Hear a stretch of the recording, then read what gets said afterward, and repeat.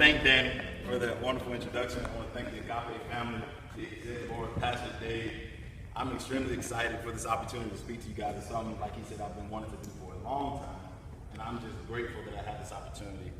I'm going to try my best to finish semi-short. I'm going to try to get through it as quickly as I can. I hope that what I'm able to share with you impacts your life positively, and I hope that you can use it to move into that next step in your life. So, if I'm going to just give a little background information about myself. I told you I'm Caleb. I graduated from Mercer in May 2016. I'm a business owner for FINAO Enterprises, LLC. FINAO is an acronym. FINAO stands for Failure is Not an Option. Eliminate excuses, prioritize execution. FINAO started off as a group, a clique, if you will, when we was in high school. Me and some of my best friends, we still good friends today. And the whole idea was prioritizing athletic achievement. So if we could be the best out there on the field, that was our thing. Whether it was whatever sport we was playing, football, track. And I remember we used to throw the 4-4, you know, we scored a touchdown. Yeah, bro, FINAO. The 4-4, for anybody that has any knowledge of sports, when you look at physical assessments of athletes, the 40-yard dash is one of those very important tests to see like where you are on that level of just that guy, or if you just basic. And if you can run a 40-yard dash in 4.4 seconds, you're considered excellent. You know, that's like really the top tier. You know, I'd have cranked out a couple 4.2s in my day, but you know, anybody want to race? Hey, it's whatever. But the thing was, the idea was that when we took the 4.4, we always tried our best. That was our way of saying we were striving for excellence, you know? You get it? So I took the FINAO lifestyle on to college with me.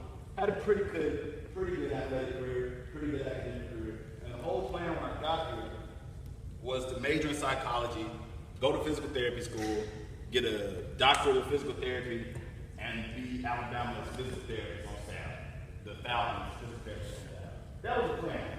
Many of you know I paint now. And art was actually just a minor for me. Like, it just never crossed my mind that art would ever really become what I do for a living. So I just minored because I was good at it. I always been able to draw, so that was it. I only took one painting class. E isn't here, my art teacher, he's not here to tell you, but I was terrible in that painting class. I hated it. I was a punk, like I used to whine all the time. E, it ain't working, bro. What you said ain't working. If he was here, he would tell you I was a punk. I was so bad at it. Who's phone going on? That's mine, I'm sorry. It's all good. Is it here? Yeah. Might have been a soda. But yeah, so it wasn't until the last assignment of the year that I actually did some work that was halfway decent. I recreated Michelangelo's creation of man. That was the first time I really took pride in a painting I had done. It still wasn't all that. It was whatever. So going to my senior year, I was still on the track to do physical therapy. That was my plan. And here's why I really think God started kind of intervening, because y'all know when you're on social media, you can be scrolling and come across something and you're like, oh, that's cool. Well, I was on Twitter one time, and I scrolled by this painter. This is right around the time Dirty Sprite 2 came out. Y'all know what Dirty Sprite 2 is? No, never heard of Dirty Sprite 2 is? No. That's Future's album. It came out in 2015. So there's an artist, his name is David Jared Barty. He's at Future's album release party, doing a painting, doing all this. He flips the painting over, and it's Future. And that was the first time I was like, oh my God, there's a painter hanging out with Future at a release party. Never seen nothing like that. You know, all I thought was 60-year-old men painting in some old studio, and when they die, they finally become famous. That was really my view of art, and that was the first time I was like, you know, I'm gonna try something new. So a couple weeks later, at the MPAC talent show, I tried my hand at performance painting. I did a painting of Future, and it turned out pretty good. And I think that's it was so many, along this journey, there was so many steps that if it hadn't happened the way it did, I don't know where I'd be. I executed that day, and I had so many good reviews. People were saying nice things. Everybody was saying, it really was encouraging. And I was like, dang, maybe I can do this painting thing. And then that was the first time I sold a couple paintings. So that gave me the momentum going into the Christmas break of 2015, I think it was. That was the turning point in my life, right there. When I went on the break, my plan was to finish up my volunteer hours for physical therapy. I had an internship, and I was going to paint. Then my two things I was going to do. Football had just ended. I had no more football. So I didn't have to go home and go run for days. I didn't have to do that this time. So I could eat, get fat, go to physical therapy, and paint. And that was when my painting began to shift, because I would wake up in the morning at 7 a.m. to get to the physical therapy clinic, and I'm in the clinic. I'm just like, I'm ready to go home. I was so bored. Like, I never in my life realized it could be so boring. That's just for me. Some people, physical therapy might be a thing, but for me, I just realized I didn't have much fun with it. That's honestly, side note, if you don't know what you want to do with your life, I would advise you to go try some things out. Because what you think you want to do, you might change it. As you can see, I did. The thing is, so while during all that time, I'll be painting at night, sometimes till 5 a.m. I get tired. If y'all remember, a lot of y'all remember that time, I was putting out paintings 1 or 2 a day. I didn't get tired. Like, it was straight. I was having a good time. And around this time, I'm so grateful because I had some people who really supported me through that time. Like, it was some people I could text at 5 a.m., send them a picture of, hey, look what I just did. And they would take that, that's awesome. Keep doing it. You inspire me. So I was like, shoot. That was when I started having a conversation with myself. Like, maybe I need to go ahead and go into that because, we think about it, and everybody says, go ahead, take your dream, do what you want to. But a lot of people will stop because they say, hold on. You got to secure a secure financial footing as a physical therapist. If you're going to freelancing, I don't know if you can support a family off that. My family never discouraged it, but it was definitely a conversation I had with myself. I was like, hey man, if I go in this painting thing, I don't know. So I said, at least I'll do some research. So I did some research, and I started realizing some things that some artists do and some don't. Most artists, when they get into it, they don't try to make money. They go through that old mantra, when I die, hopefully my work is in the gallery, and my family can be rich maybe after I die. I didn't want that, so I started doing some more research, and I feel like this is God coming in again. I was told by a guy named John Moody. John Moody was a couple years older than me. We had very similar styles. I'm looking at him. He's posing with Future, Lil Wayne, Trey Songz. I'm like, this dude's cool. I want to be like him. I want to be with famous people. And so one of the now this is definitely one of the funny ones. I went to one of his posts. It was around Christmas time, like I said, and it said, "Happy holidays, John Moody. We're happy to say that we fulfilled over 100 orders for the Christmas season." So I was like, dang, that's a lot of payments. So I went to his website, and I looked up how much his payments were. For his smallest piece was $400, and his page showed that he had different sizes, going all the way up to $3,000. So I went home, I sat down, I was like, 100 payments, $400, that's $400,000. Now, of course, I did my math. I found it was really $40,000. It was $40,000. I had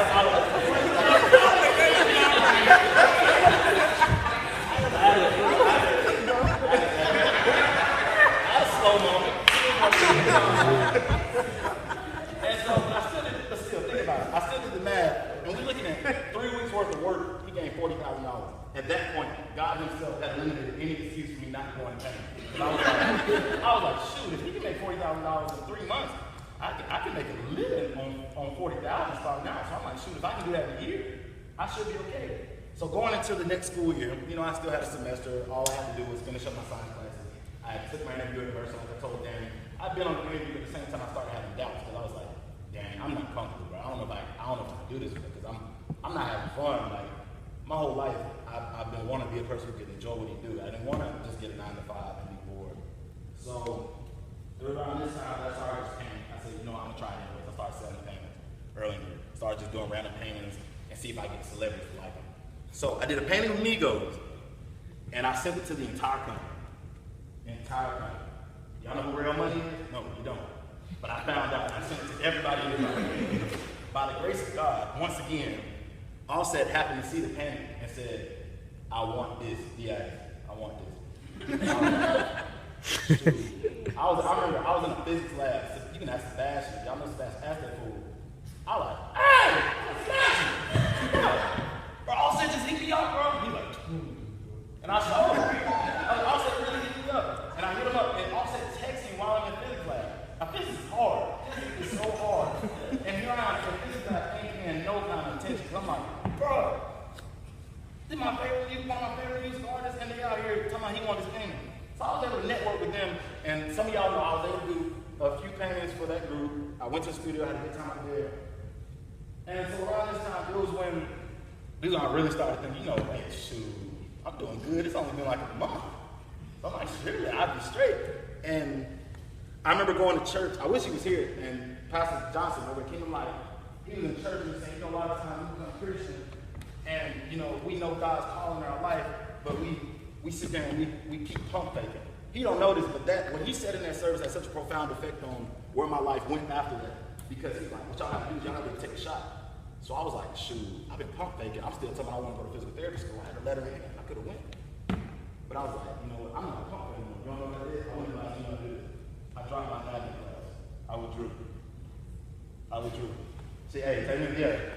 Look, it was the first 3 weeks of class, and I'm talking about even in there, I'm like, I don't like this.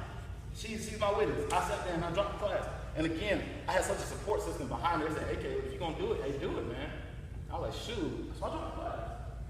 And that's what I had done. I started my business, and I tried to find all these principles that really help life. And I've been called to ministry on several occasions in my life by different pastors. So I think it's very important to try my best to be successful, to provide a platform. Tim Tebow used to play football for the Florida Gators. He's one of the best college football players of all time. He used to say that when he does well on the football field, when he scores a touchdown, it gives him a higher platform. People hold him in a higher esteem so that he can then deflect the attention towards God. So the better player I can be, the higher up I get, I can say, you know, it's only because of God that I'm here. And because of God, you can do the same thing. So a little update now, I mean, I've had a chance to meet Eric Thomas, the motivational speaker, another idol. I've had a chance to meet David Garibaldi, the artist who actually inevitably got me back into painting. And a couple weeks ago, I met the greatest artist of them all, Kirk Franklin. Yeah. And as I get into the body, I guess the body, that was my history. Now we get into the body of the message. It's called I'm in Control. So here's what I'm gonna do. When I say who's in control, I want everyone of you to say I'm in control. This is so if I get bored, y'all kind of wake back up and get back with me. And whenever you use physical stuff and you speak at the same time, it helps retain that information. So if I say who's in control, I'm in control. Who's in control? I'm in control. Who's in control? I'm in control.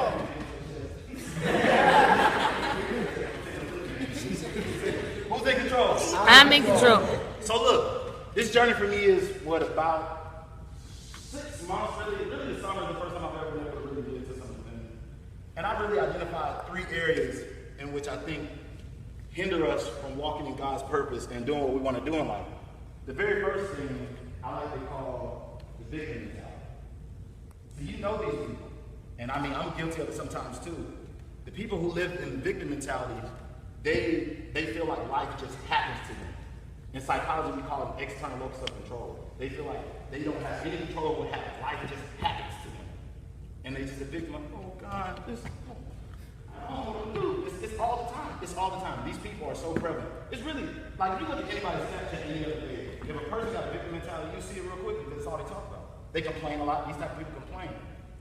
And the law of attraction, it states basically that whatever you give attention to grows. So if all you're doing is complaining, all you're going to get is the bad stuff. And then that's when you're going to miss out on all the universe has to offer and all the blessings God's given you because you're so worried about complaining. And I think one of the worst things about somebody who lives in a victim mentality is blaming. They blame people for their shortcomings. You got to take responsibility for your life, honestly. You just have to take responsibility. So, for instance, like, man, I ain't gonna never make a grade in class. Teach you crazy. That's terrible. Don't be a victim. Or for my athletes, man, the only reason I ain't playing, the coach tripped. I mean, I've been there. Like, I just couldn't bring myself to say that, hey, man, that's why I ain't playing anymore. Because I had a great career and it kind of shifted on me. And I could have said, man, this ain't fair, man. I should be playing what I did. I was captain last year. Man, I almost be that guy. But I didn't. I didn't play a blame game. I just worked harder because that's just how I do it. When you begin to take control of the situation and just simply believe that you have control over it, don't be a victim. You have to declare you won't be a victim. Who's in control? I'm in control. I'm in control. So the second thing is, I think it's a lack of knowledge that stops us a lot of times. A lack of knowledge will stop us from going on purpose. So when I began the whole journey, I knew I was going to have some kind of financial literacy. Like I figured I was going to have to learn something about business. So of course, the number one book, if you ever want to be an entrepreneur, anything involving money, is Rich Dad Poor Dad. That's what they're going to teach you. So I read Rich Dad Poor Dad, and I ain't gonna lie, the first time I read it, I didn't get a lot of the money mumbo jumbo. This is my first book, so I ain't really get a lot of that. But one thing I did get from that book was that the attainment of knowledge is paramount to anything else you learn, or like just anything else you do on this journey. You have to be knowledgeable in the right things. So E.T. said that Warren Buffett reads the first 6 6 hours a day. I don't read 6 hours a day, but I try to read 20 pages a day at the very least. Because what reading does is it bridges the gap between where you are now and where you want to be. Even for football players. I know it might seem not the same, but if you get on the internet and read up and find out stuff, you begin to bridge gaps that maybe your physical body can't handle. I wasn't as strong so fast, but I was very smart. So I was able to have an advantage on the football field because I was intelligent. And I think the same is true for anything you desire to do. I think you need to read. We're all Christians. We need to focus on spiritual growth. What's the most important book we need to read? The Bible. Exactly. You got to get in the Bible because, again, that's our roadmap to success, essentially. That's it. When you begin to get that knowledge, it begins to enhance your feeling of control over your life. When you do that, that's in control. Who's in control? I'm in control. Who's in control? I'm in control. So number 3, and it ties very closely into the victim mentality. And it's one of my least favorite, honestly. Is we have poor perception of our reality. In layman's terms, we make mountains out of molehills all the time. Danny, so I had an epiphany, and Danny can tell you, turn the mic on. Danny can tell you, what was, remember we came back home from church that one time, what did I say? You were saying how a lot of times we get saved and everyone around us talks about the trials that come with being a Christian.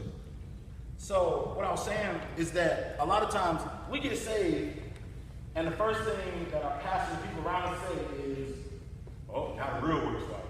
It's going to take you. They're going to be acting every second because you're a Christian now. I've never enjoyed that line of thinking. I just think it's so destructive because I love that I've had a chance to play sports. And in any sport, any team I've ever been involved with, we've always focused on what we got to do to be successful and not on the opposition.